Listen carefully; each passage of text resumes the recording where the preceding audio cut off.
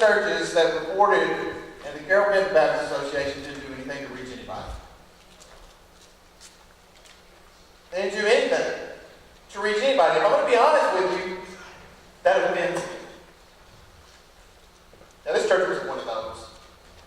But the very idea that Jesus gave everything, Jesus gave everything for me, and He gave me one job. And the very idea that somebody would accept what Jesus did and not go to do the one thing that He asked them to do, I find that offensive. And it burdens my soul. It burdens my soul because statistically speaking, if you're driving down the road or you're walking around Walmart, 8 out of every 10 people you meet, they don't know who Jesus is. That's here. That's 80%. Statistically, that's this county. 80%. 8 out of every 10 people you see in Walmart and Camden, they don't have any idea who Jesus is. That means they'll be born, they'll die, and they'll spend eternity separated from the love of Christ. And it's our job. It's our job to try to prevent that. That's the one thing Jesus told us to do. And I think when we get to heaven, there's going to be a bunch of believers that are going to get there, and Jesus is going to look at them and be like, come on, man, you have one job, bro. You have one job. You couldn't do one thing for me? And it burns me to think about that. It burns me to think about all that Jesus has done for me personally, and to know that there are 29,000 people living in our vicinity that don't have any idea who Jesus is. They're not saved. And God has called me personally to go to them. He's called His church personally to invest in them and love them and share the gospel with them. That's our job. And that's what God has called us to do. And that's what we're going to be doing in this life on mission. We're going to be trying to get God's heart to the world. We want our hearts to be like God's heart. We want to love people the way God loves people. And that's what we're going to be learning about for 6 weeks. So as we get ready to start this next week, I think we're going to take a look at a man who I think neglected his call more than any other human being. God put a call on Jonah's life, and Jonah absolutely neglected that call, and Jonah ran away from that call, and Jonah refused to do that call. Now God gave Jonah a mission, and He's given the church the exact same mission to share the gospel, to preach the gospel. So this morning, if you've got your Bibles, open up to the book of Jonah. We're going to take a look at Jonah's failures, see what we can learn about that, and then that way we won't make the same mistakes that Jonah did. In the little book of Jonah, hard to find. Hosea, Joel, Amos, Obadiah, Jonah, Nahum. You get to Malachi, you've gone too far. We're in the book of Jonah. We'll start with a joke, I think, that I heard one time. There was a pastor who was preaching a children's message. And he was preaching about Jonah with the kids. And he was telling the kids the story. He said, Jonah ran away from God and he got in the boat. There was a storm. And anyway, Jonah jumped up aside and God sent this big fish to swallow him. And then after 3 days, the fish, he swam up to the shore and he spit Jonah out on the land. He vomited him out. And the preacher was all very graphic with that. And he asked the kids, he said, now what does that tell us? The fact that God had that fish vomit Jonah back out. What does that tell us today? And one little boy raised his hand. He said, that tells me that God can't stomach a bad preacher. And that's true. Right? God can't stomach a bad preacher. Most churches can't stomach a bad preacher. But I want you to know this. I'm not the only preacher in the building. I'm not the only preacher in the building. You're called to preach. I have a specific call to be behind the pulpit to preach. But we're all called to preach the gospel. We're all called to share in our lives with people and invest in these relationships so that we can tell them about Jesus and Jesus will be glorified because of that. We all have the same exact mission. You've probably heard of it. It's the Great Commission. It comes from Matthew chapter 18, verse 19. It says, go. It doesn't say stay. It says go. Go therefore and make disciples of all the nations. That's our mission. That's our call. That's the mission that God gave us, to go to people and to make disciples. And inside of making disciples, you've got to share your life. You've got to love people the way they ought to be loved. You've got to invest in those relationships. You've got to share the gospel. You've got to teach them a better way. But God has given us the mission to go and make disciples.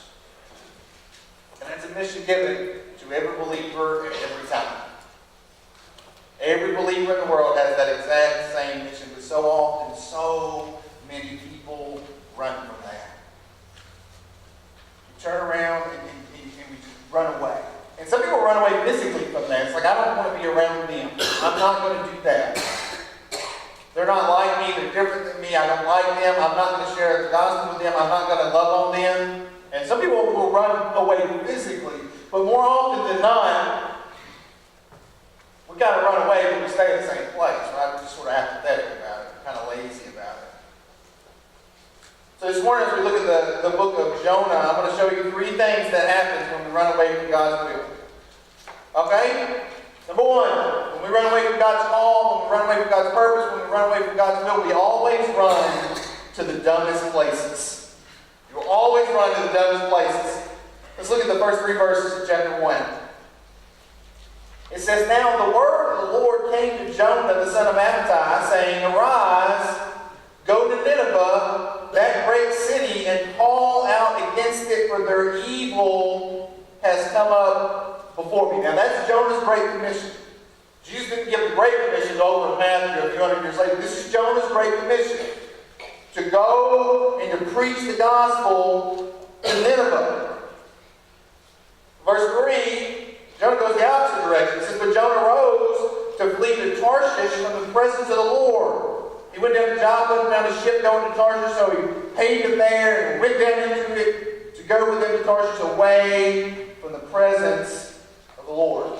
So God gave Jonah a call, and Jonah went the opposite direction. Now I brought a map this morning because I want you to see this. This is a map of the Mediterranean over here. Jonah was probably somewhere about the bottom of that arrow when God called him to go to Nineveh. It's 550 miles away. But Jonah, he turns around and he goes down to Joppa. So he goes away from Nineveh. He goes to Joppa, and Jonah gets on a boat with the intention of going to Tarshish, which is way over here, 2,500 miles away. Now, I want you to see this. There is no more opposite direction from God's will than that. Right? Look at where Tarshish is and look at where Nineveh. Jonah said, I got nothing to do with Tarshish, but I know it is in the opposite direction from where God wants me to go. And it's the same way with us. It's like that with us. God has a job for us to do. And we either do that job or we're going in the opposite direction. There are no degrees to obedience. You're either obedient or you're not. You're either in God's will or you're not. There are no degrees to obedience. Close doesn't really count. We're either faithful to fulfill the mission that God's given us or we're not. There's really nothing in between there. So God has called us, and God has uniquely gifted us. We saw that. We looked through our sermon series on the Holy Spirit. You are uniquely gifted. God has gifted you in such a way that you can use your gifts to reach people for the Lord and to glorify Jesus through it. You've been uniquely called, you've been uniquely gifted, and you have been specifically placed. God is a sovereign God. And you don't make mistakes. You're not anywhere in your life by accident. Wherever you are, God has put you there, and He's put you there to share the gospel. And we either do it, or we're going in the opposite direction. You either do it or you're not. You don't. They said, well, that's pretty harsh. I'm not really running from anybody. I've got lost people in my life. I'm not running away from them. I see them a lot. I see my co-workers. I see friends. I see my family. No, I'm not running away from anybody. I'm like, Jonah, he got on a boat and booked it out of town, man. Jonah hit it. He's gone. I don't do that.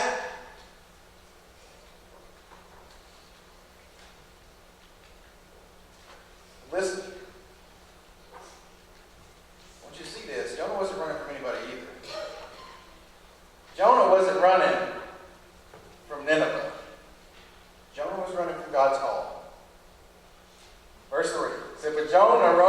flee to Tarshish from the presence of the Lord. Jonah wasn't running for the people in Nineveh, but Jonah was running from God's call. And there's a big difference there. There's a big difference because you're either in God's will or you're not. God's not a God of gray areas. He doesn't work in a lot of grays. It's black and white. This is right, this is wrong. This is what I want you to do. This is what I don't want you to do. Not a lot of gray areas there. So God's put you in a place and surrounded you with people and called you to invest in their lives and to love them how the same way that God loved you. If God's done that for you and you're not doing it, then you are running to the dumbest place you can be in. You're running away from God's will. You're outside the bounds of His presence. You're outside the bounds of His blessings. You're outside the bounds of His protection. Right? We kind of saw that last week. We looked at the Israelites in the book of Deuteronomy. And God had delivered them from bondage in Egypt, delivered them from Pharaoh, worked these incredible miracles on their behalf. They walked across the Red Sea on dry land, and He brought them right up to the doorstep of the Promised Land. And He showed it to them, and He said, "See, there it is. Look at it. Go get it." And they refused. They absolutely refused to follow God, and they lost their time because of it. And they wandered around in the wilderness for 40 years. They lost their opportunity to be a part of something amazing, to do something great for the Lord, and ultimately every single one of them lost their life. When you run from God's will, you're running from God's protection. You're running from God's blessing. When we run from God's will, when we run from God's clear call, when we run from the mission that God's given us, we run to the dumbest places. But not only that, when we run away from God's call, our lives will then begin to self-destruct. They'll begin to self-destruct. Look at verse 4. It says, "But the Lord hurled a great wind upon the sea, and there was a mighty tempest on the sea, so that the ship threatened to break up. And the mariners were afraid, and each cried out to his own God. And they hurled the cargo that was in the ship into the sea and lightened it for them. But Jonah had gone down into the inner part of the ship and had lain down and was fast asleep. So the captain came and said to him, 'What do you mean, you sleeper?'" Haven't got a perfect analogy for those 21 churches that didn't do anything. They're asleep at the wheel. The world's burning down around them and they're asleep. He said to him, "Arise, call out to your God. Perhaps your God will give a thought to us that we may not perish." So God calls to Jonah. He gives Jonah a mission. Jonah refuses to do this mission. He goes in the opposite direction. He goes to the dumbest place that he can possibly be in, which is outside of God's will. And the first thing he does is begin to make really bad decisions. Jonah begins to make really bad decisions. He surrounds himself with a bunch of pagan men who don't really care anything about him. Right? They're only interested in their own thing. They're only concerned about themselves. They're selfish. They don't care about Jonah. They're not really worried about Jonah. They all got their own agenda. And the reason I say that is because when the storm comes up and when trouble happens, it says each man breathes out to his own God. Right? It's every man for himself. Forget about you. I'm not worried about you. I'm worried about me. I'm going to cry out to my God. You do whatever else you want to. It's every man for himself here. But when you're in God's will, it's the opposite of that. It's the absolute opposite of that. When you're in God's will, and we're living the way we ought to be living, and you're surrounded by a group of believers in the church who are living the way they ought to be living, and we're loving people the way we ought to love people, and we're sharing genuine love, which we know is this sacrificial love, when we put somebody else's wants and desires and their needs above my needs and my wants and desires. And when you're in a place where people are loving you like that, that's what happens when you're in God's will. But when you're outside of God's will, it costs a price. It costs a price. It's free to be in God's will. It's free to surround yourself with genuine love. But it costs a price to sin. In verse 3, Jonah had to pay to get on that boat. He went down and paid the fare. Jonah had to pay to get out of God's will. Sin has a high cost.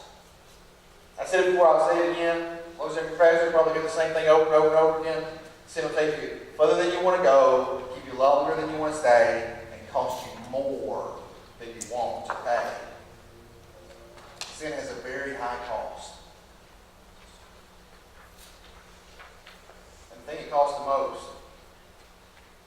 is it removes you from the place of this unconditional love, this genuine love.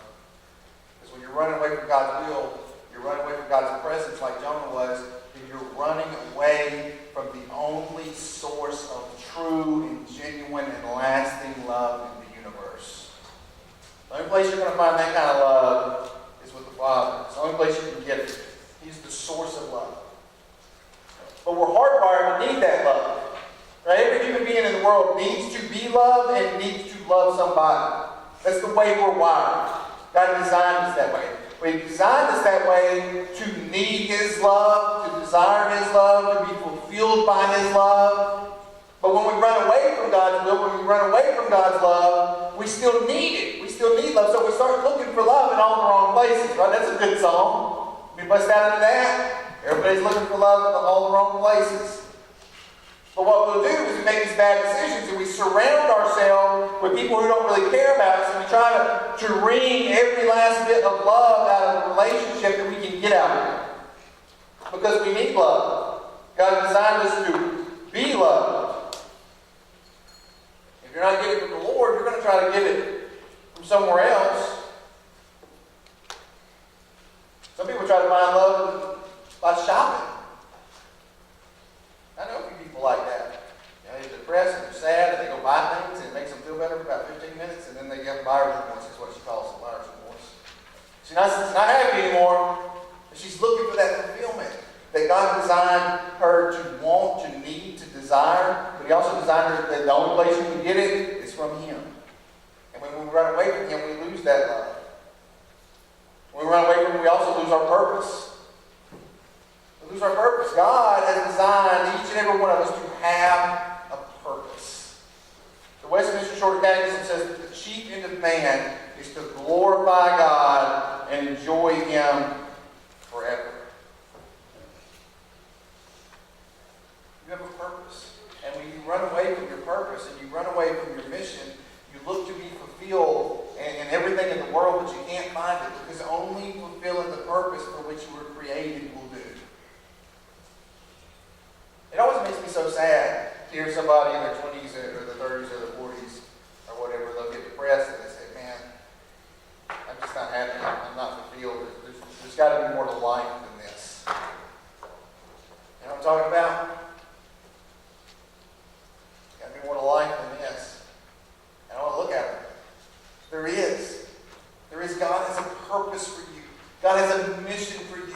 God has this immeasurable, unconditional love for you, and you will find fulfillment in that. You'll find what you're longing for in that, but you're not ever going to be satisfied, and you're not ever going to be fulfilled outside of that. And your life will self-destruct because of it.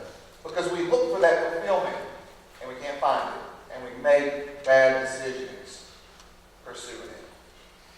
That's exactly what happened to Jonah.